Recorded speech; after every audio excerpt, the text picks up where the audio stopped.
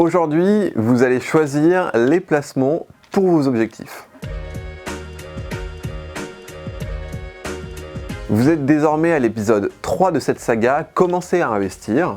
Si vous n'avez pas vu les 2 épisodes précédents, alors je vous conseille vivement d'aller les voir car ils vous permettront de comprendre l'entièreté de l'épisode du jour. Je vais vous donner un premier conseil qui est en effet assez fondamental, ne vous lancez pas tout seul. La définition de votre projet peut souvent sembler être une étape facile de la mise en place de vos investissements. Allez, maintenant parlons placement et pour cela, je vais reprendre les objectifs principaux listés par les net investisseurs. C'est parti! L'une des premières motivations pour de nombreux investisseurs est de réduire le montant de leur impôt sur le revenu. Cependant, il est important de souligner qu'il ne s'agit pas seulement de réduire ces impôts pour le plaisir, mais plutôt d'optimiser votre épargne de manière efficace. Dans cette optique, nous pouvons distinguer 2 situations principales. Cette première situation consiste donc à investir dans des solutions de placement qui vous permettent de réduire le montant de votre impôt à payer ou diminuer en amont le montant du revenu imposable à déclarer.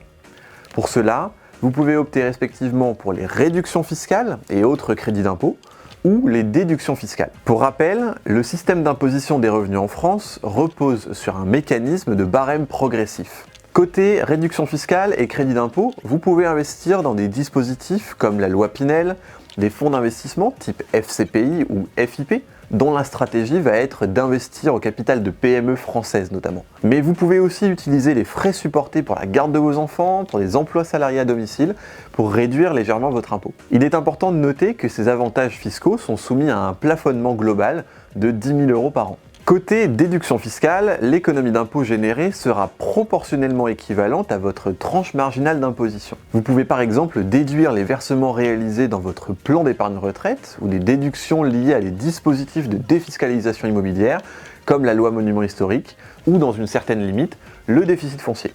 Ces 2 stratégies peuvent être alternatives ou cumulatives en fonction de votre situation personnelle. Avant d'entrer dans le vif du sujet, n'oubliez pas de vous abonner à notre chaîne YouTube et d'activer la cloche pour être alerté dès que le prochain épisode de cette saga sortira. L'objectif recherché ici est de percevoir un complément de revenu immédiat pour ne pas alourdir le montant de l'impôt. Cela peut se faire au travers d'un investissement sous le statut LMNP ou encore à travers des fonds de private equity, pour bénéficier d'une exonération des plus-values au terme. Attention toutefois, tous les fonds de private equity ne permettent pas d'obtenir cette exonération, car certaines conditions sont à respecter. En synthèse, l'optimisation fiscale concerne quasi 100% des investisseurs dans le sens où, si vous êtes assujetti à l'impôt sur le revenu, vous avez probablement un réel intérêt à vouloir capitaliser ce montant à votre profit, plutôt que de faire un virement au trésor public. Si vous êtes peu ou pas assujetti à l'impôt sur le revenu, vous avez tout intérêt à optimiser vos placements afin de ne pas générer d'impôts inutilement.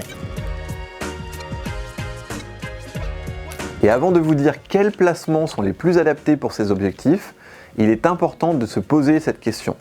Est-ce que vous souhaitez percevoir un complément de revenu immédiat ou placer votre argent pour épargner sur une échéance court, moyen ou long terme et percevoir ces revenus ensuite? La réponse à cette question est cruciale car elle influencera le choix des solutions d'investissement qui vous seront proposées. Prenez donc bien le temps de la réflexion en pensant à votre train de vie, votre besoin de disposer de façon ponctuelle ou non de votre épargne, ainsi que des intérêts générés, etc., etc. Vous pouvez aussi vous faire accompagner d'un professionnel si vous le souhaitez. Côté placement, si vous avez besoin d'un complément de revenu immédiat, vous pouvez opter pour des investissements tels que les SCPI, Sociétés Civiles de Placement Immobilier, ou l'investissement en statut LMNP, à savoir le loueur en meublé non professionnel. Dans ces cas, votre capital est immobilisé en échange de revenus réguliers. Si vous préférez disposer de votre épargne de manière ponctuelle, vous pouvez envisager un contrat d'assurance vie.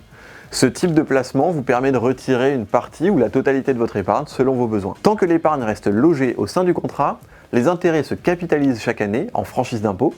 Mécaniquement, cela représente un levier en matière de rendement. Avant d'aborder le 3e objectif et les solutions de placement qui s'y rattachent, je vous invite à vous abonner à notre newsletter en cliquant juste ici ou dans le lien qui s'affiche en description. Vous pouvez y retrouver d'autres vidéos, d'autres guides et des conseils pour atteindre tous vos objectifs d'investisseur. Et là, ne fuyez pas, car cela concerne tout le monde désormais.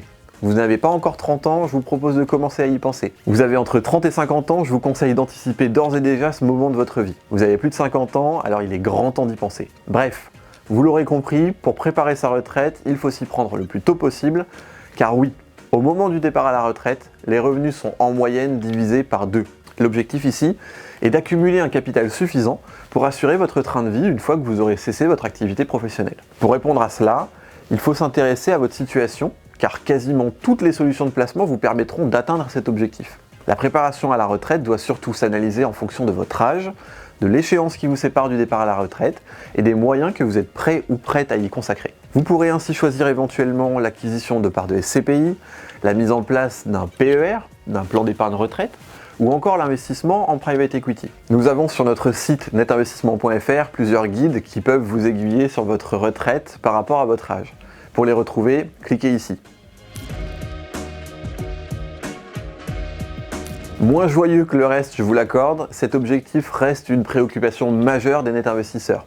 Car oui, il est important de prendre en compte sa succession, car si elle est bien gérée en amont, alors elle peut être largement optimisée. Globalement, l'anticipation de la succession repose sur différentes volontés. Protéger votre conjoint ou conjointe en lui laissant le plus de marge de manœuvre dans les décisions patrimoniales. Optimiser la transmission aux enfants en diminuant le plus possible le montant des droits de succession. Et enfin, organiser le transfert d'actifs au profit de certains héritiers. Pour protéger votre conjoint, vous pouvez opter pour une modification de votre régime matrimonial par exemple. Le but final de ce type d'opération consiste à protéger le conjoint survivant vis-à-vis de la transmission du patrimoine. La contrepartie à ce mécanisme peut en revanche résulter d'un alourdissement sensible des droits de succession dus par les enfants.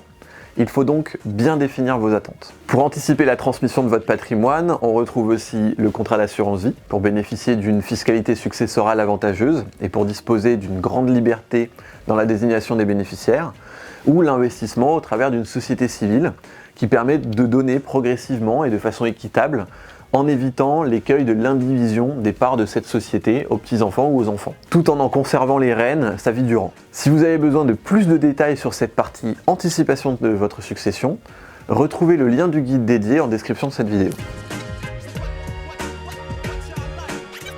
En résumé, choisir les bons placements en fonction de vos objectifs est crucial pour optimiser votre épargne. Que vous cherchiez à réduire vos impôts, générer un revenu régulier ou même préparer votre retraite, il existe des solutions adaptées à chaque situation. Le tout est de choisir celle qui vous correspond. Pour ce 3e épisode de Commencer à investir, je vous ai tout dit. Si vous avez des questions ou besoin d'aide pour aller plus loin dans votre projet, n'hésitez pas à nous contacter. Cela fait plus de 15 ans désormais que nous conseillons nos clients dans l'atteinte de leur réussite d'investisseur, alors je suis sûr que nous parviendrons à vous aider à votre tour. Merci d'avoir regardé cette vidéo, à très vite pour l'épisode 4, et d'ici là, n'hésitez pas à liker cette vidéo, vous abonner à la chaîne, et on se retrouve très vite pour un nouvel épisode.